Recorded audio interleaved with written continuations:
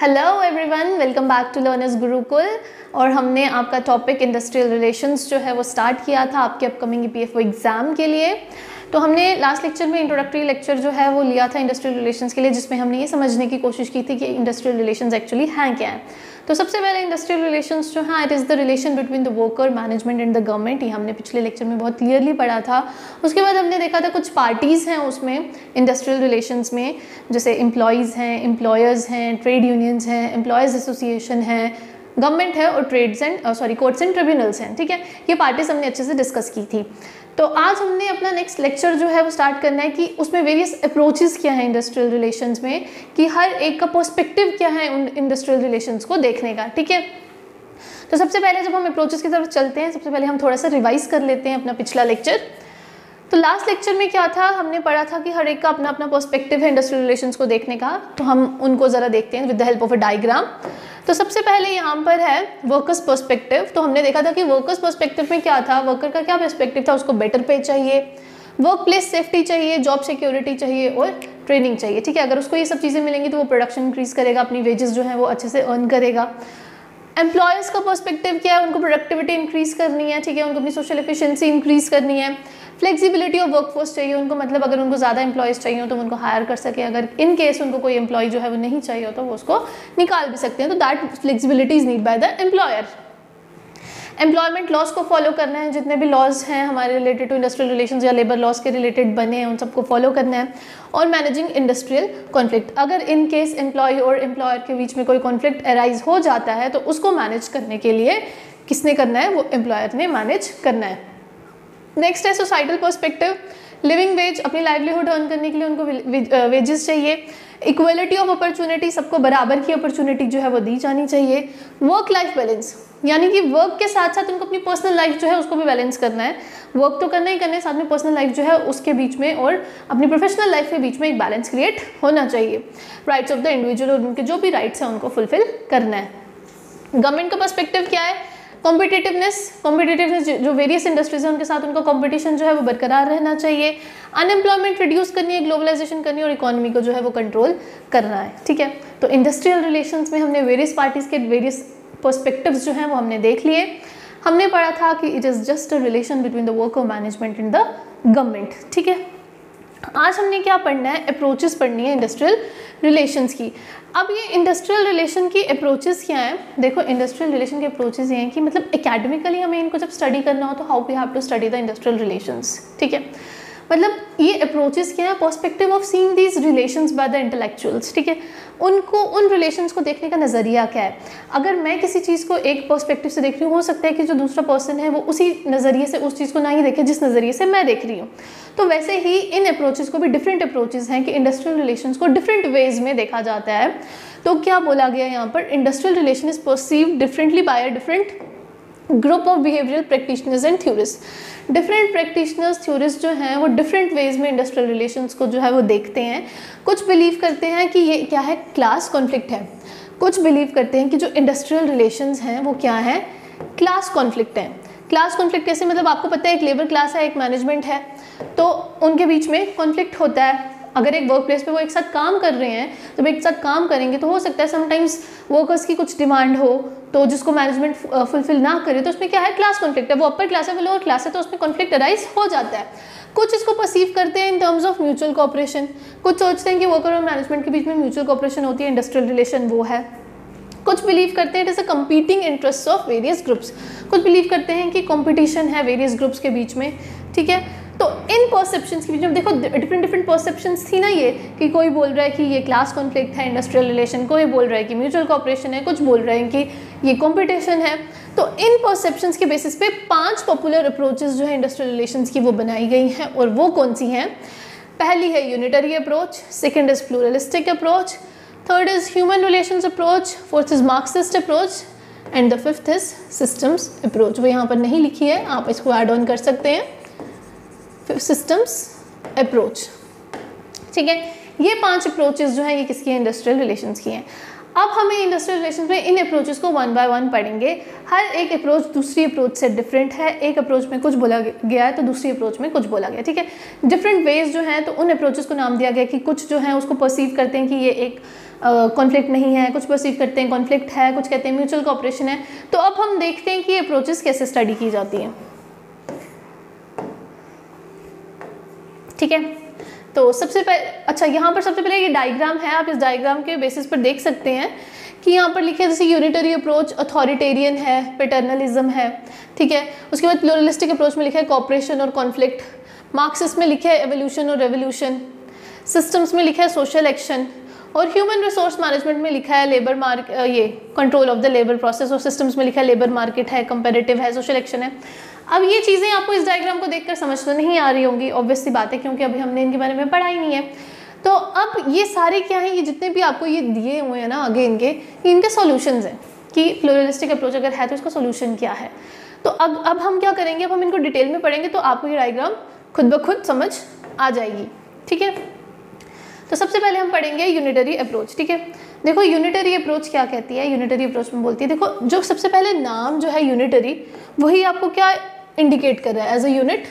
ठीक है, यूनिटरी क्या बता रहा है, unit means one, one means सब इकट्ठे होकर काम करेंगे।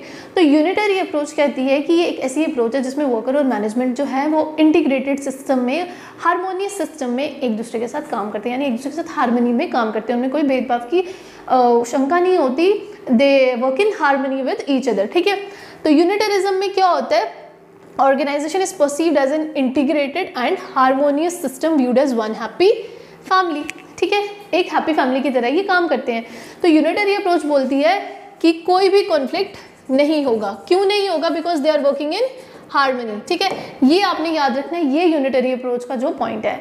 देखो इनमें से ना क्वेश्चंस आते हैं इसके रिलेटेड कि यूनिटरी अप्रोच में आपको पूछ लेंगे कि जैसे अथॉरिटी जो है सिर्फ मैनेजमेंट के पास होती है, तो वो कौन सी अप्रोच है। अप्रोचेस से क्वेश्चन आते हैं, इससे कॉन्सेप्चुअल क्वेश्चंस बनते हैं, तो ये प्लीज़ ध्यान से स्टडी करना सो दैट कि अगर एग्जाम में आपको इसके रिलेटेड कोई क्वेश्चन आए तो आप इसको सॉल्व कर सको। ठीक है, अब यूनिटरी अप्रोच में अगर हार्मनी में काम करें तो मतलब कोई कॉन्फ्लिक्ट नहीं होगा उसमें। उसके बाद बोलते हैं कि an assumption of unitary approach is that management and staff and all members of the organization share the same objectives, interests, purposes, thus working together hand in hand towards the shared mutual goals.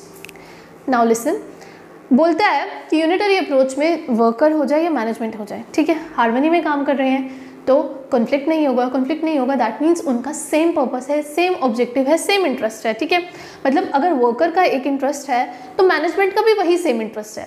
अगर management का वो purpose है तो worker का भी same purpose है, मतलब उन दोनों का पर्पस एक दूसरे से डिफरेंट नहीं है। तो इसीलिए क्या हो रहा है, जब उनका सेम पर्पस है, सेम ऑब्जेक्टिव है, तो उनके बीच में कॉन्फ्लिक्ट नहीं होगा। सपोज मेरा किसी चीज़ में इंटरेस्ट है और दूसरे पर्सन का भी किसी उसी चीज़ में इंटरेस्ट है जिसमें मेरा इंटरेस्ट है, तो ऑब्वियसली बात है हम दोनों के बीच में कॉन्फ्लिक्ट नहीं होगा।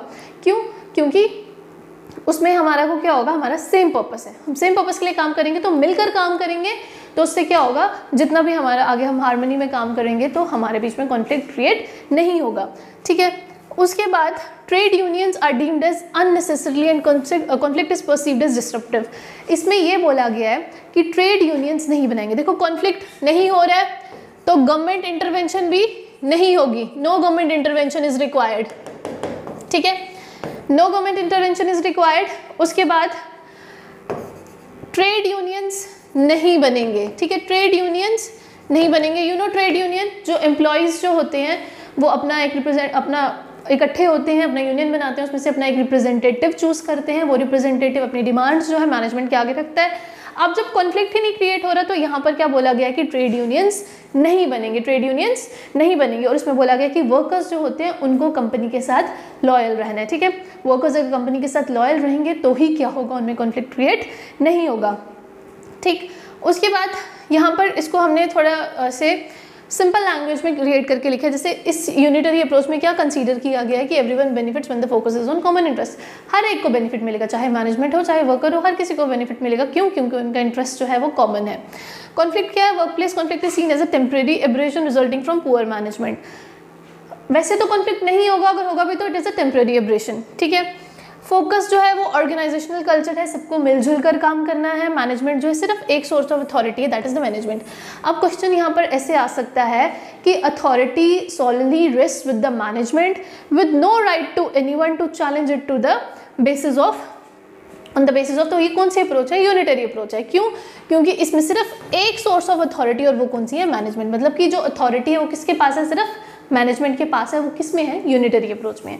अब दोबारा से इसको सुन लो थोड़ा सा कि यूनिटरी अप्रोच क्या है। यूनिटरी अप्रोच ऐसी अप्रोच है जिसमें वर्कर और मैनेजमेंट एक दूसरे के साथ मिलकर काम करते हैं, ठीक है, मिलकर काम करते हैं, कोई कॉन्फ्लिक्ट नहीं होगा। कॉन्फ्लिक्ट नहीं होगा तो कोई भी इंटरवेंशन जो है, चाहे को गवर्नमेंट की हो या कोर्ट्स की हो, रिक्वायर्ड नहीं है।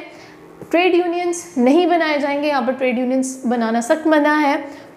उसके बाद यहाँ पर मैनेजमेंट जो है वो मैनेजमेंट के पास ही है, ठीक है, जो मैनेज करेगा, वो जो अथॉरिटी है वो मैनेजमेंट के पास है, ठीक है। इकोनॉमिक पर्पस के लिए यहाँ पर यूनियंस बनते हैं। और सोल्यूशन क्या, अगर बेटर कम्युनिकेशन हो मैनेजमेंट की तो ज़्यादा अच्छे से यूनिटरी अप्रोच जो है वो चल सकती है। लेकिन ये अप्रोच जो है ये मैनिपुलेटिव है और साथ ही साथ में एक्सप्लॉयटेटिव भी है। How it is manipulative and exploitative? It is manipulative and exploitative in the sense कि यूनिटरी अप्रोच ऐसी अप्रोच एग्जिस्ट करती ही नहीं है इंडस्ट्रियल रिलेशंस में। क्यों? क्योंकि जहाँ पर बर्तन होंगे वहाँ तो बचते ही हैं। वैसे ही अगर वर्कर और मैनेजमेंट हैं तो उनका इंटरेस्ट सेम नहीं होता है, they are working towards different interest. तो जब डिफरेंट इंटरेस्ट होंगे तो कॉन्फ्लिक्ट अराइज करेगा ही। लेकिन यूनिटरी अप्रोच जो है ये थोड़ी मैनिपुलेटिव है। क्यों? क्योंकि ये कहती है कॉन्फ्लिक्ट नहीं होगा, कॉन्फ्लिक्ट नहीं होना चाहिए, लेकिन ऐसा नहीं होता है एक्चुअलिटी में, ठीक है। तो ये थी यूनिटरी अप्रोच। अब है इसके बिल्कुल ऑपोजिट प्लूरलिस्टिक अप्रोच, ठीक है। अब हमने देखा कि यूनिटरी अप्रोच जो थी वो कहती थी कॉन्फ्लिक्ट नहीं होना चाहिए, कॉन्फ्लिक्ट नहीं होगा तो इंटरवेंशन नहीं होगी, किसी की भी इंटरवेंशन नहीं होगी, ट्रेड यूनियंस नहीं बनेंगे, मैनेजमेंट जो है वो पूरी अथॉरिटी जो है वो मैनेजमेंट के पास है, वो थी यूनिटरी अप्रोच। लेकिन प्लूरलिस्टिक अप्रोच क्या कहती है कि कॉन्फ्लिक्ट जो है वो रैशनल है और इनएविटेबल है, यानी कि वर्कर और मैनेजमेंट के बीच में कॉन्फ्लिक्ट जो है वो डिज़ायरेबल है। क्यों? क्योंकि उनके जो इंटरेस्ट हैं वो डाइवर्जेंट हैं। डाइवर्जेंट मीन अगर वर्कर का एक इंटरेस्ट है तो मैनेजमेंट का इंटरेस्ट दूसरा है, उनके डिफरेंट इंटरेस्ट हैं, ठीक है। तो उससे क्या होगा, कॉन्फ्लिक्ट जो होगा वो डिज़ायरेबल होगा, क्योंकि कॉन्फ्लिक्ट होना भी चाहिए सो दैट कि वर्कर्स जो हैं वो अपनी डिमांड्स अपनी मैनेजमेंट के आगे रख सकें। According to pluralist, industrial conflict is inevitable and it needs to be contained with the social mechanism of collective bargaining, conciliation and arbitration। देखो अभी कलेक्टिव बार्गेनिंग क्या है, यहाँ पर देखो यूनिटरी अप्रोच में ट्रेड यूनियंस नहीं बन रहे थे। कलेक्टिव बार्गेनिंग कैसे आएगी? जब ट्रेड यूनियंस बनेंगे। कलेक्टिव बार्गेनिंग क्या है कि जब अब जितने भी वर्कर्स हैं वो इकट्ठे होंगे, एक यूनियन बनाएंगे, उसमें से अपना एक रिप्रेजेंटेटिव इलेक्ट करेंगे। वो रिप्रेजेंटेटिव अपने सारे जितने भी साथी हैं उनकी जो डिमांड्स है किसके आगे रखेगा? अपने मैनेजर के आगे रखेगा। और वो कलेक्टिव बार्गेनिंग होगी ना, क्योंकि वो सबकी डिमांड्स है, वो एक बंदा उसके आगे रख रहा है, दैट इज कलेक्टिव बार्गेनिंग। इसकी एग्जाम्पल जो है ना, एक मूवी भी है अनिल कपूर और श्रीदेवी की, दैट इज़ लाडला मूवी, ठीक है। अगर आपको याद हो तो उसमें उसने भी वर्कर यूनियन बनाया था, दैट इज़ ट्रेड यूनियन। तो वो अपने मैनेजमेंट यानी वो श्रीदेवी के अगेंस्ट जो है अपनी डिमांड्स रखता था, क्योंकि उनका रिप्रेजेंटेटिव कौन था? अनिल कपूर था। तो यहाँ से भी आप इसको रिलेट कर सकते हो। उसके बाद जब कलेक्टिव बार्गेनिंग हो गई, ठीक है, जब वर्कर ने मैनेजमेंट के आगे अपने जो है डिमांड्स रखे, इन केस मैनेजमेंट ने नहीं माना, ठीक है, कि जैसे वर्कर ने जो डिमांड्स रखे तो वो मैनेजर कहे आई कांट फुलफिल, ठीक है, तो उसके बीच में क्या होगा, एक थर्ड पर्सन आएगा जो उनका इशू जो है रिजॉल्व कराने की कोशिश करेगा। तो कॉन्सिलिएशन जो है वो इनफॉर्मल प्रोसेस है जिसमें एक थर्ड पर्सन जो होता है उनका इशू रिजॉल्व कराने की कोशिश करता है। लेकिन इन केस अगर कॉन्सिलिएशन के थ्रू भी आपका केस रिजॉल्व नहीं होता है तो एक आर्बिट्रेटर आएगा, that is through the formal process. It is neutral party which tries to resolve the conflict between the worker and the management, ठीक है। ट्रेड यूनियंस भी बनेंगे और कॉन्फ्लिक्ट जो होगा वो डिज़ायरेबल होगा, क्योंकि इंटरेस्ट जो है वो है एक दूसरे से अलग हैं, ठीक है। उसके बाद in pluralism the organization is perceived as being made up of powerful and sub divergent groups, ठीक है, ये आपको पढ़ लिया अभी हमने। This approach sees conflicts of interest and disagreements between managers and workers over the distribution of profits is normal and inescapable. Clear? Trade unions are deemed as legitimate representatives of employees, ठीक है, ये legal right है employees का कि वो trade unions बनाए। Unitary approach क्या कह रही थी? कोई ट्रेड यूनियन नहीं बनेगा। लेकिन ये प्लूरलिस्टिक अप्रोच क्या कह रही है? This is the legal right of the employees. और फिर कॉन्फ्लिक्ट को किससे डील करेंगे? कलेक्टिव बार्गेनिंग से, and is viewed not necessarily as a bad thing. Unitary approach क्या कह रही थी? कॉन्फ्लिक्ट जो है इट्स अ बैड थिंग। लेकिन प्लूरलिस्टिक अप्रोच क्या कह रही है? कॉन्फ्लिक्ट जो है वो बैड थिंग नहीं है, and if manage could in fact be channel towards evolution and positive change. अगर प्रॉपरली चैनल किया जाए इस कॉन्फ्लिक्ट को, अगर डिमांड्स जो हैं वर्कर्स की मैनेजमेंट सुने और उन पर वर्क करे, तो इससे एक पॉजिटिव चेंज आ सकता है। Realistic managers should accept conflict to occur, there is a great propensity for conflict rather than harmony. ठीक है, यूनिटरी अप्रोच क्या कह रही थी, हार्मनी हो रही है लेकिन कॉन्फ्लिक्ट की वजह से यहाँ पर क्या हो रहा है, ग्रेट प्रोपेंसिटी है। क्यों? क्योंकि यहाँ पर जो कॉन्फ्लिक्ट है उसको एज अ बैड थिंग नहीं कंसीडर किया गया है, कॉन्फ्लिक्ट को डिज़ायरेबल चीज़ बोली गई है। क्यों? क्योंकि अगर डिज़ायरेबल होगा तो उससे कलेक्टिव बार्गेनिंग होगी, कलेक्टिव बार्गेनिंग से जो होती है, जो लेबर राइट्स हैं वो इम्प्रूव होते हैं, वो इम्प्रूव हो गए तो उनका इंटरेस्ट बढ़ेगा and then they will able to work properly in their work place. Clear? अगर अब बोला जाए कि यूनिटरी अप्रोच और प्लूरलिस्टिक अप्रोच में डिफरेंस क्या है, तो देखो ये यूनिटरी अप्रोच और एक आ गई प्लूरलिस्टिक अप्रोच। ठीक है, यूनिटरी अप्रोच क्या कह रही थी, नो कॉन्फ्लिक्ट। ठीक है, यूनिटरी अप्रोच कह रही थी कॉन्फ्लिक्ट नहीं होना चाहिए, प्लूरलिस्टिक अप्रोच कर रही है कॉन्फ्लिक्ट जो है वो डिजायरेबल है। ठीक है, उसके बाद नेक्स्ट ये यूनिटरी अप्रोच बोल रही थी कि ट्रेड यूनियंस नहीं बनेंगे। ठीक है, ये बोल रहे थे ट्रेड यूनियंस जो है वो लीगल राइट्स हैं, ट्रेड यूनियंस जो है वो लीगल राइट्स हैं। ये बोल रहे थे कि क्या होगा, जितने भी मैनेजमेंट है वो किसके साथ रिलेट कर रही है, solely with the management, managing authority जो भी है वो मैनेजमेंट है, लेकिन ये बोल रही है कि डिसेंट्रलाइज मैनेजमेंट है। ठीक है, ये क्या कह रहे हैं, डिसेंट्रलाइज्ड मैनेजमेंट है। यहाँ पर कोई भी ट्रेड यूनियन नहीं बन रहा था, ये हमने लिख लिया। ठीक है, उसके बाद यूनिटरी अप्रोच में था कॉन्फ्लिक्ट नहीं है, यहाँ पर कॉन्फ्लिक्ट है, ट्रेड यूनियन नहीं बनेंगे, यहाँ पर ट्रेड यूनियन बनेंगे, मैनेजमेंट नहीं है, यहाँ पर डिसेंट्रलाइज मैनेजमेंट है, वहाँ पर कलेक्टिव बार्गेनिंग जैसा कोई कॉन्सेप्ट नहीं था, यहाँ पर है। क्लियर? ठीक है, ये लोग हार्मनी में काम करते थे, ठीक है, एक दूसरे के साथ, और इनके सेम इंटरेस्ट से, लेकिन इनके क्या है, डाइवर्जेंट इंटरेस्ट हैं। That is why pluralistic approach is different from that of the unitary approach. ठीक है, अब अगर आपको क्वेश्चन आ जाए कि कॉन्फ्लिक्ट जो है वो कौन सी अप्रोच में नहीं है, that is in unitary approach. कोई पूछेगा कि कॉन्फ्लिक्ट जो है वो डिजायरेबल है, वो कौन सी उसमें है अप्रोच में, दैट इज प्लूरलिस्टिक अप्रोच। अब कोई पूछेगा कि मैनेजमेंट जो है वो सिर्फ मैनेजमेंट के पास है, उसकी अथॉरिटी फुली जो है अथॉरिटी मैनेजमेंट के पास है, तो वो किस में है, यूनिटरी अप्रोच में। और अगर डाइवर्जेंट इंटरेस्ट हैं तो डिसेंट्रलाइज पावर्स जो है वो किसके पास है, वो कौन सी अप्रोच में है, it is in pluralistic approach. Clear? अब हम इसके भी कुछ स्टेप्स देखेंगे प्लूरलिस्टिक अप्रोच के कि कंसीडरेशन में क्या है। Different interest, distinct groups with their own sets of AIIMS and objectives. Different interest हैं, डिफरेंट ग्रुप्स हैं, अपने अपने सेट्स और ऑब्जेक्टिव्स हैं सबके। कॉन्फ्लिक्ट क्या किया गया है, it is rational and inevitable, ये कॉन्फ्लिक्ट डिजायरेबल है। ठीक है, फोकस क्या है, एम्प्लॉय की प्रोटेक्शन पे है, मैनेजमेंट जो है डिसेंट्रलाइज कंट्रोल है, यूनियन जो है employees join unions to protect their interest and influence decision making. अगर वो ट्रेड यूनियंस बनाएंगे तो उसकी वजह से वो मैनेजमेंट के साथ जब अपनी डिमांड्स रखेंगे तो वो क्या कर सकते हैं, अपना डिसीजन मेकिंग जो है मैनेजमेंट के थ्रू कर सकते हैं। सॉल्यूशन क्या है, collective bargaining, conciliation and arbitration. अब यूनिटरी अप्रोच में क्या था, कोई भी इंटरवेंशन नहीं थी, कोई गवर्नमेंट कोई कोर्ट नहीं इंटरवेन कर सकता है, लेकिन प्लूरलिस्टिक अप्रोच में इंटरवेंशन कर सकता है, बिकॉज जहाँ कन्फ्लिक्ट होगा वहाँ पर इंटरवेंशन होगा ही होगा। क्लियर? ये थी यूनिटरी अप्रोच और प्लूरलिस्टिक अप्रोच। अब हम नेक्स्ट मूव करेंगे मार्क्सिस्ट अप्रोच की तरफ। ठीक है, कि मार्क्स क्या कहते हैं, आप सबने मार्क्स का नाम सुना होगा। ठीक है, मार्क्सिस्ट अप्रोच को रेडिकल अप्रोच भी कहा जाता है, it is also known as a radical perspective. Marx क्या है, देखो अगर आपने मार्क्स की थ्योरीज पढ़ी होंगी तो मार्क्स हमेशा कहते हैं there are two kind of people, one is have and the another is have nots. ठीक है, एक है हैव जिनके पास है, एक है हैव नॉट्स जिनके पास कुछ नहीं है। हैव कौन है, कैपिटलिस्ट क्लास। ठीक है, हैव कौन है, कैपिटलिस्ट है, और हैव नॉट कौन है, it is a labour class. ये कौन सी है, लेबर क्लास है। और यही कैपिटलिस्ट क्लास क्या करती है, इस लेबर क्लास को एक्सप्लॉइट करती है, ये किसका मानना है, मार्क्स का। ठीक है, तो उसने बोला है कि इस अप्रोच में, मार्क्सिस्ट की अप्रोच किया इंडस्ट्रियल रिलेशंस को लेकर कि उसने बोला है कॉन्फ्लिक्ट होगा। ठीक है, जिसको रेडिकल अप्रोच भी बोला जाता है, वो बोलता है कॉन्फ्लिक्ट होगा, रोज होगा। क्यों? क्योंकि जो कैपिटलिस्ट क्लास है वो एक्सप्लॉइटेटिव क्लास है, वो लेबर क्लास को एक्सप्लॉइट करती है, तो कॉन्फ्लिक्ट तो होगा ही होगा। ठीक है, मार्क्स कहता है कि अगर आप कैपिटलिज्म हटाओ, कम्युनिज्म लाओ, तो इससे क्या होगा, कॉन्फ्लिक्ट नहीं होगा। ठीक है, कॉन्फ्लिक्ट नहीं होगा। लेकिन ऐसा कभी हुआ नहीं है कि कम्युनिज्म लाया गया, और जहाँ जहाँ पर भी, जिस कंट्री में भी कभी कम्युनिज्म एग्जिस्ट किया वहाँ पर वो फेल ही हुआ है। जैसे रशिया में कम्युनिज्म फेल हो गया था, चाइना में भी अगर आप देखोगे पॉलिटिकली कम्युनिज्म नहीं है, लेकिन इकोनॉमिकली वहाँ पर कम्युनिज्म है।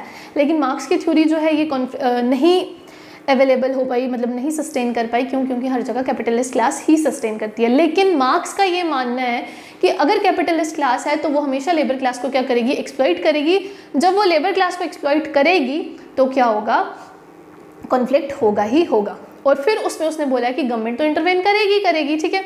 गवर्नमेंट जो इंटरवेन कर रही है कॉन्फ्लिक्ट की, जब कॉन्फ्लिक्ट अराइज हो रहा है, जब गवर्नमेंट इंटरवेन कर रही है उसके बीच में, तो जो गवर्नमेंट इंटरवेन कर रही है वो ज़रूर करेगी। क्यों? क्योंकि गवर्नमेंट का पर्पस ही क्या है? कि वो कैपिटलिस्ट क्लास को सस्टेन कर सके, ठीक है, वो कैपिटलिस्ट क्लास को सस्टेन कर सके। That is why government is intervening. अगर कम्युनिज्म लाओगे तो नहीं होगा कॉन्फ्लिक्ट, अगर नहीं लाओगे तो कॉन्फ्लिक्ट होगा, ठीक है। तो जो मार्क्स की थ्योरी है वो हमेशा क्रिटिसिज्म ही प्रोवाइड करती है। और मार्क्स ये कहते हैं कि अगर आप कैपिटल जो है लेबर क्लास को दे दो तो ये कॉन्फ्लिक्ट भी नहीं होगा और कुछ भी नहीं होगा, ठीक है, तो आप एक्सप्लॉइट भी नहीं करोगे। But in reality, in general ये थ्योरी अप्लाई नहीं की जाती है। क्यों? क्योंकि उसका मेन पर्पस क्या है? कम्युनिज्म लाने का, बट कम्युनिज्म नहीं आया। तो इसको पढ़ते हैं। It views industrial relations as a microcosm of the wider capitalist society, ठीक है। इंडस्ट्रियल रिलेशंस को छोटा वर्जन समझता है कैपिटलिस्ट सोसाइटी का Marx. The basic assumption of this approach is that industrial relations under capitalism are an everlasting and unavoidable source of conflict. जैसे मैंने आपको बोला कि कॉन्फ्लिक्ट तो होगा ही होगा। क्यों? क्योंकि जो क्लास है वो कैपिटलिस्ट क्लास है, वो एक्सप्लॉइटेटिव क्लास है, वो लेबर क्लास को एक्सप्लॉइट करती है, तो कॉन्फ्लिक्ट तो होगा ही होगा क्योंकि उनके इंटरेस्ट डाइवर्जेंट हैं, ठीक है। उसने कहा है कि इंडस्ट्रियल कॉन्फ्लिक्ट्स जो है वो सेंट्रल रियलिटी है इंडस्ट्रियल रिलेशंस की। Marxist approach views industrial dispute as a class struggle and industrial relations as a politicized concept and an element of the class struggle. देखो उसने क्या बोला है कि इंडस्ट्रियल डिस्प्यूट को उसने क्लास स्ट्रगल बोला है। क्यों? क्योंकि लेबर क्लास जो है वो स्ट्रगल कर रही है against their rights. That is why Marx ने क्या बोला है कि ये जो इंडस्ट्रियल डिस्प्यूट्स हैं ये क्लास स्ट्रगल है। As per the Marxist approach the understanding of industrial relations require an understanding of the capitalist society. Marx ये कहता है कि जब आपको इंडस्ट्रियल रिलेशंस की अंडरस्टैंडिंग चाहिए तो आपको सबसे पहले कैपिटलाइज्ड सोसाइटी की अच्छे से समझ होगी तो ही आप इसको समझ पाओगे। The social relations of production and mechanism of capital accumulation, ठीक है। प्लूरलिस्ट बिलीव, अब देखो यहाँ पर प्लूरलिस्ट और मार्क्सिस्ट का जो है वो डिफरेंस बताया गया है। यूनिटरी क्या था? कॉन्फ्लिक्ट नहीं था। प्लूरलिस्ट बोलती थी कॉन्फ्लिक्ट जो है वो डिजायरेबल है। अब मार्क्सिस्ट क्या बोलती है? प्लूरिस्ट बोलती थी जो कॉन्फ्लिक्ट है वो इनएविटेबल है और रैशनल है, वो होगा ही होगा। लेकिन मार्क्सिस्ट क्या बोलती है? It is the product of the capitalist society. Conflict किसकी वजह से हो रहा है? कैपिटलिस्ट सोसाइटी की वजह से हो रहा है। प्लूरलिस्ट बोल रहे थे कॉन्फ्लिक्ट होगा ही होगा क्योंकि वो डिजायरेबल है because there are divergent interest. लेकिन मार्क्सिस्ट ये बोल रहा है कि ये जो कॉन्फ्लिक्ट हो रहा है ये किसकी वजह से हो रहा है? ये कैपिटलाइज सोसाइटी की वजह से हो रहा है। क्लियर? अब इसके हम सिंपल स्टेप्स देखते हैं, ठीक है। Beside Marxist regard state intervention via legislation and integration. अब उसने बोला है कि स्टेट इंटरवेंशन यानी government intervention, what is state here? It is government. उसने बोला कि गवर्नमेंट जो है इंटरवेन करती है इसके बीच में, वो इसलिए इंटरवेन करती है क्यों? क्योंकि उसका मकसद ही यही है कि वो जो कैपिटलाइज सोसाइटी है उसको सस्टेन करवा सके। This view is in contrast to the belief of the pluralist who argue that state intervention is necessary to protect the overall interest of society. अब ये किसके अगेंस्ट है? ये क्यों बोल रहा है? मार्क्स बोल रहा है कि गवर्नमेंट इंटरवेंशन जो है वो इसलिए होती है क्योंकि उनको कैपिटलिस्ट सोसाइटी को सस्टेन करवाना है। लेकिन प्लूरलिस्ट की क्या अप्रोच थी? उनकी ये अप्रोच थी कि ये जो इंटरवेंशन रिक्वायर है, जो स्टेट इंटरवेंशन यानी गवर्नमेंट इंटरवेंशन जो है ये होनी चाहिए सो दैट कि ये प्रोटेक्ट कर सके सोसाइटी का इंटरेस्ट, जो ओवरऑल कलेक्टिवली सोसाइटी का इंटरेस्ट है उसको प्रोटेक्ट कर सके। दैट इज़ वाई इंटरवेंशन ज़रूरी है। लेकिन मार्क्सिस्ट ये कहता है कि इंटरवेंशन इसीलिए स्टेट करती है सो दैट कि कैपिटलिस्ट सोसाइटी जो है वो सस्टेन हो सके। However the weakness of this theory is that it is narrow in approach. और इस मार्क्सिस्ट थ्योरी की अप्रोच क्या है? ये इसकी वीकनेस क्या है कि ये नैरो है अप्रोच में, as it views industrial relations as a product और आउटकम ऑफ द एक्यूमुलेशन, ठीक है। ये क्यों नैरो है अप्रोच में? क्यों? क्योंकि ये सोचती है, ये अप्रोच मतलब मार्क्स का ये कहना है कि ये जो कैपिटलिस्ट सोसाइटी की वजह से ही ये कॉन्फ्लिक्ट जो है वो क्रिएट होता है। कंसिडरेशन क्या है इसमें? मार्क्सिस्ट क्या कहता है कि वेल्थ की इनइक्वल डिस्ट्रीब्यूशन है वर्कर और मैनेजमेंट में, ठीक है। अगर बराबरी की हो, अगर वेल्थ जो है इक्वली डिस्ट्रीब्यूट हो तो यहाँ पर कॉन्फ्लिक्ट नहीं क्रिएट होगा। कॉन्फ्लिक्ट क्या है? रैशनल और इनएविटेबल है। फोकस क्या है? ये कैपिटलिज्म के अगेंस्ट है। मैनेजमेंट क्या है? इंडस्ट्रियल कैपिटलिज्म जो है वो मेंटेन कर रही है, या डायलेक्टिकल मटेरियलिज्म भी बोला जाता है। यूनियन क्या है? It is a form of political mobilisation in the cause of societal consciousness. और इसका सोल्यूशन क्या दिया गया है? Revolution and change of society. इसमें क्या बोला है, अगर आप रेवोल्यूशन करो, सोसाइटी को चेंज करो, सो दैट कि जो एक लेबर और इसका क्लास स्ट्रगल है मैनेजमेंट का, ये ख़त्म हो जाएगा। क्लियर। अब हम एक बारी वो लास्ट डायग्राम देखते हैं जो पीछे थी, उसमें से आपको समझ आएगा। देखो यूनिटरी अप्रोच, देखो इसका सोल्यूशन अथॉरिटेरियन, यहाँ से पता चल रहा है कि क्या है, पैटर्नलिज्म दादाजी वाली अप्रोच थी। अथॉरिटेरियन था क्योंकि मैनेजमेंट के पास ही सारी अथॉरिटी थी। प्लूरलिस्टिक हमने पढ़ा, कॉपरेशन होगी कॉन्फ्लिक्ट होगा, अगर कॉपरेशन होगी वर्कर और मैनेजमेंट के बीच में डाइवर्जेंट इंटरेस्ट है, उसकी वजह से क्या होगा, कॉन्फ्लिक्ट होगा ही होगा, और कॉन्फ्लिक्ट क्या है, डिजायरेबल है। मार्क्सिस्ट अप्रोच हमने पढ़ी, उसमें क्या बोला उसने, एवोल्यूशन और रेवोल्यूशन, यानी कैपिटलिस्ट को चेंज करो, कम्युनिज्म लाओ, और उसके बाद अगर आप सोसाइटी को चेंज करो उसमें रेवोल्यूशन लाओ, सो दैट ये एग्जिस्ट कर सकता है। क्लियर। चलो अब हम नेक्स्ट मूव करते हैं नेक्स्ट अप्रोच पे।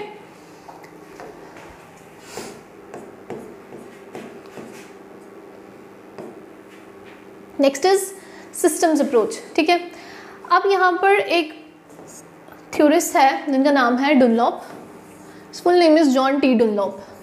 ठीक है, जॉन टी डुनलॉप, उन्होंने बोला है इंडस्ट्रियल रिलेशन को एज अ सिस्टम पढ़ना है। ठीक है, अब ये सिस्टम क्या है, basically different parts working together is term to be known as a system. अब इसमें इंडस्ट्रियल रिलेशंस को डुनलॉप ने ऐसे व्यू किया है सो दैट कि यहाँ पर 3 एक्टर्स काम कर रहे हैं कलेक्टिवली। ठीक है, वो 3 एक्टर्स कौन से हैं, मैनेजमेंट, वर्कर्स और गवर्नमेंट। ठीक है, और इन 3 एक्टर्स का एक एक्सटर्नल एनवायरनमेंट है जो किससे बना है, टेक्नोलॉजी से, लेबर से, मार्केट से और various power equations in the society, उनसे बेसिस पे बना है। ठीक है, डुनलॉप क्या कहता है, ये एक थ्योरिस्ट था, बोलता है कि ये सिस्टम से बना है। ठीक है, जैसे सपोज आपका लैपटॉप है या आपका कंप्यूटर है, वो किससे, उसके 3 प्राइमरी कंपोनेंट्स हैं, जैसे हो गया स्क्रीन हो गया, कीबोर्ड हो गया, मदरबोर्ड हो गया। ठीक है, ये इसके प्राइमरी कंपोनेंट्स हैं। उसके बाद इसका एक एक्सटर्नल एनवायरनमेंट है जो किससे बना है, वैसे ही जैसे ये 3 कंपोनेंट्स मैंने आपको बोले, वैसे ही सिस्टम अप्रोच के भी 3 प्राइमरी कंपोनेंट्स कौन से हैं, मैनेजमेंट, वर्कर्स और गवर्नमेंट। ठीक है, अब इनका एक एक्सटर्नल एनवायरनमेंट है जो किससे बना है, टेक्नोलॉजी से, लेबर मार्केट से और वेरियस पावर इक्वेशन से। ठीक है, अब इनको क्या करना है, इन तीनों एक्टर्स को, ये जो प्राइमरी कंपोनेंट है ये अपने एक्सटर्नल एनवायरनमेंट से काम करते हैं, और उस एक्सटर्नल एनवायरनमेंट में काम करने के बाद इनका rule of the work place निकलता है। ठीक है, कि वर्क प्लेस का रूल क्या है, उसका आउटकम क्या है, वो वहाँ से निकलता है। ठीक है, ये मैं आपको डायग्राम के थ्रू समझाती हूँ सो दैट आपको क्लैरिफिकेशन हो जाए। ये देखो, अब मैंने आपको बोला कि 3 प्राइमरी कंपोनेंट्स हैं सिस्टम अप्रोच के, कौन से, वर्कर, मैनेजमेंट और गवर्नमेंट। ठीक है, ये क्या है, पार्टिसिपेंट्स इन द सिस्टम, ये सिस्टम में पार्टिसिपेंट्स हैं। अब इन 3 प्राइमरी कंपोनेंट्स का एक एक्सटर्नल एनवायरनमेंट है, ये एनवायरमेंटल फोर्सेज हैं इसकी। ठीक है, क्या है, मार्केट और budgetary restraints, technology, distribution of power in society. ठीक है, अब इससे क्या होगा कि जब ये अपने एक्सटर्नल एनवायरनमेंट में काम कर रहे हैं तो इससे इनका rule of the work place निकल कर आएगा, दैट इज आउटपुट। इनका आउटपुट यहाँ से निकलेगा। सपोज वर्कर्स हैं, ठीक है, हम इसकी एग्जांपल ले रहे हैं, और उनके एनवायरमेंट फोर्सेस यानी जहाँ पर जिस जगह पर वो काम कर रहे हैं वहाँ पर बजटरी रिस्ट्रेंट है। वर्कर ने डिमांड रखी कि मेरा आप वेज जो है वो इंक्रीज़ करो, लेकिन एम्प्लॉयर जो है वो नहीं कर पाएगा। क्यों? क्योंकि बजटरी रिस्ट्रेंट है। जब उसके पास बजट ही नहीं है तो वो कैसे उसकी डिमांड इंक्रीज़ करेगा? तो इस वजह से क्या निकल कर आएगा, यहाँ पर rule of the work place निकल कर आएगा। ठीक है, अब यहाँ पर क्या है, डिफरेंट कंपोनेंट्स जितने भी हैं सिस्टम अप्रोच में, जब डिफरेंट पार्ट्स कंबाइन टुगेदर तो वो एक दूसरे के साथ इंटरडिपेंडेंट होते हैं और इंटरैक्ट करते हैं। ठीक है, तो उसी की वजह से इनका rule of the work place जो है वो निकल कर आता है। Clear? This is simple approach, that is system approach. कि 3 एक्टर्स हैं, ये डनलॉप ने दिया, ये आपने याद रखना है कि 3 प्राइमरी कंपोनेंट्स है, worker, management and the government. इनका एक एक्सटर्नल एनवायरनमेंट होता है, उस एक्सटर्नल एनवायरनमेंट से उनका rule of the work place यानी आउटपुट निकल कर आता है। जिस हिसाब का भी वहाँ पर काम होता है उससे उनका जो वर्क प्लेस है वहाँ का रूल निकल कर आता है। This is simple your system approach. ठीक है,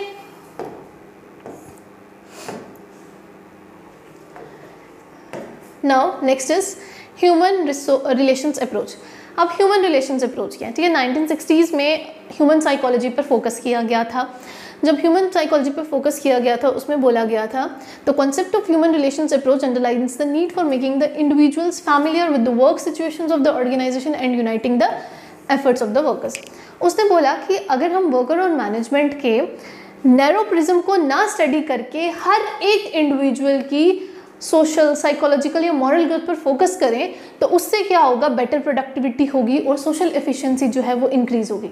मतलब जितने हम पीछे वो कॉन्फ्लिक्ट है, डिज़ायरेबल है, नॉट डिज़ायरेबल, जैसे वैसे स्टडी करते आए एक ओवरऑल पर्सपेक्टिव से, अगर हम वैसे ना करें, वर्कर और मैनेजमेंट के नैरो प्रिज्म से स्टडी ना करें, बल्कि हर एक इंडिविजुअल के साइकोलॉजिकल अप्रोच, मॉरल ग्रोथ, उस पर फोकस करें, तो इससे क्या होगा, बेटर प्रोडक्टिविटी होगी और एफिशिएंसी जो है, सोशल एफिशिएंसी जो है वो भी इंक्रीज होगी। तो ह्यूमन अप्रोच हाईलाइट करता है कि एक ऐसी टेक्निक होनी चाहिए जो प्रॉपर कंट्रोल करे वर्क के ऊपर, एनवायरनमेंट पे, मतलब वर्क एनवायरनमेंट पे।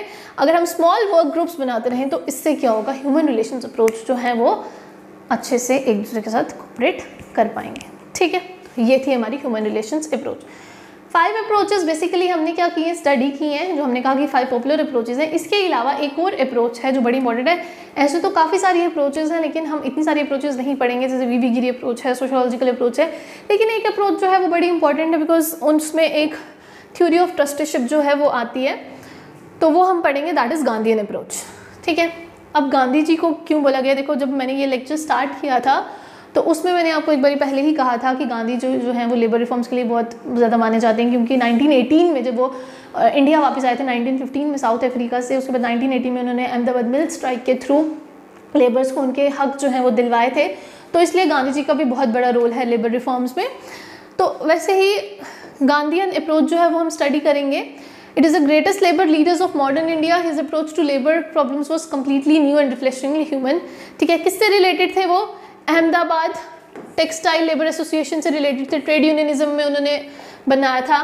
ठीक है, गांधी जी ने क्या किया था, उस एसोसिएशन में सत्याग्रह यूज़ किया था और हंगर स्ट्राइक जो है for the very first time was use. अगर ये क्वेश्चन भी आ सकता है कि हंगर स्ट्राइक सबसे पहले कौन सी एसोसिएशन में की गई थी, तो अहमदाबाद टेक्सटाइल लेबर एसोसिएशन में की गई थी।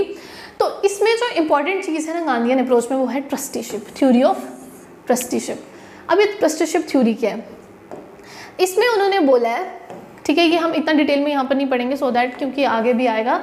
थ्योरी ऑफ ट्रस्टीशिप में उन्होंने बोला है कि जो वर्क मैनेजमेंट है उसको खुद को एज अ सोल ओनर नहीं रिगार्ड करना है इंडस्ट्री का। ठीक है, उसको खुद ही सब कुछ नहीं मानना है। दूसरी तरफ उन्होंने वर्कर्स को ये बोला कि एक ट्रस्टीज़ की, मतलब वर्कर्स और मैनेजर के बीच में एक ट्रस्टीशिप बॉन्ड होना चाहिए। अगर वर्कर्स मैनेजमेंट की मशीनरी पर काम कर रहे हैं तो उनको एक्सप्लॉइट नहीं करना चाहिए, उनको खुद का पार्ट समझना चाहिए, उनको समझना चाहिए हमारी है, सो दैट वो उसको डिस्ट्रॉय ना करें। तो इसमें क्या बोला गया है, कंसिडरेशन क्या है, गुडनेस ऑफ मैन, इंसान को अच्छा होना चाहिए। कॉन्फ्लिक्ट क्या है, सर्वोदय प्रिंसिपल्स। ठीक है, मतलब जितने भी ये सर्वोदय प्रिंसिपल का ये मतलब है कि सोसाइटी को एज अ होल कंसीडर करना है, ना कि इंडिविजुअल। ठीक है, नॉन वायलेंस, ट्रस्टीशिप और क्लास हार्मनी होनी चाहिए, मतलब वर्कर और मैनेजमेंट के बीच में हार्मनी होनी चाहिए। फोकस क्या है, understanding between capital and labour, mutual respect, recognition of equality, understanding होनी चाहिए, कैपिटल और लेबर के बीच में म्यूचुअल रिस्पेक्ट होनी चाहिए। मैनेजमेंट में क्या है, collective bargaining, workers participation in management. Collective bargaining तो होगी, लेकिन उसके बाद वर्कर्स की पार्टिसिपेशन जो होती है मैनेजमेंट में वो भी होनी चाहिए। क्यों, क्योंकि उसी के बेसिस पे तो उन्होंने कहा था कि जो मैनेजमेंट है वो अपने आप को सोल ओनर कंसीडर ना करे। Strikes as last weapon of industrial workers. ठीक है, उन्होंने कहा कि जब आपकी डिमांड्स नहीं मतलब कंसीडर की जाए तो उसमें आपका लास्ट वेपन कौन सा रहना चाहिए, स्ट्राइक रहना चाहिए। लेकिन ये नहीं है कि जब आप डिमांड रखो तो पहले ही स्ट्राइक पर बैठ जाओ। ठीक है, लेबर इंडिसिप्लिन और अहमदाबाद मिल स्ट्राइक जो 1918 की हमने देखी। और सॉल्यूशन क्या है इसका, थ्योरी ऑफ ट्रस्टीशिप, ट्रस्टीशिप होनी चाहिए। तो अब यहाँ पर ऐसे क्वेश्चन आ सकता है, suppose who advocated the theory of trusteeship, किसने थ्योरी ऑफ ट्रस्टीशिप जो है वो एडवोकेट की है, तो हु वाज द वन, तो आंसर क्या आएगा, गांधी जी। ऐसे करके आपको क्वेश्चंस आ सकते हैं। वैसे ही नेक्स्ट क्वेश्चन आपको पूछ सकते हैं कि कैपिटलिज्म के फेवर में कौन था। ठीक है, जैसे आपको पूछा जा सकता है द कंसेप्ट और थ्योरी ऑफ इंडस्ट्रियल कैपिटलिज्म या dialectal materialism was developed by, तो उसका क्या आंसर आएगा, किसने डेवलप की थी, it was developed by Karl Marx. ठीक है, उसके बाद नेक्स्ट ऐसा आ सकता है the balance of power is not vested with any group. Balance of power है किसी भी ग्रुप के फेवर में नहीं है, rather it is maintained between the parties to the industrial relations. This is the essence of the। अब balance किस में बना था, प्लूरलिस्टिक अप्रोच में। किस में बना था? प्लूरलिस्टिक अप्रोच में। Don't worry about these questions, हम इन क्वेश्चंस को डिस्कस करेंगे जब हम अपना थ्योरी पार्ट कंप्लीट कर लेंगे, उसके बाद हम इनको डिस्कस करेंगे। Don't worry about the questions. जो पुराने एग्जाम्स में क्वेश्चंस आए होंगे वो भी मैं आपको करवाऊंगी, और जो हम और खुद से बना के कर सकते हैं वो भी करेंगे, ठीक है। तब तक आप इस वीडियो लेक्चर को देखिए, रिवाइज कीजिए। Have a nice day, take care.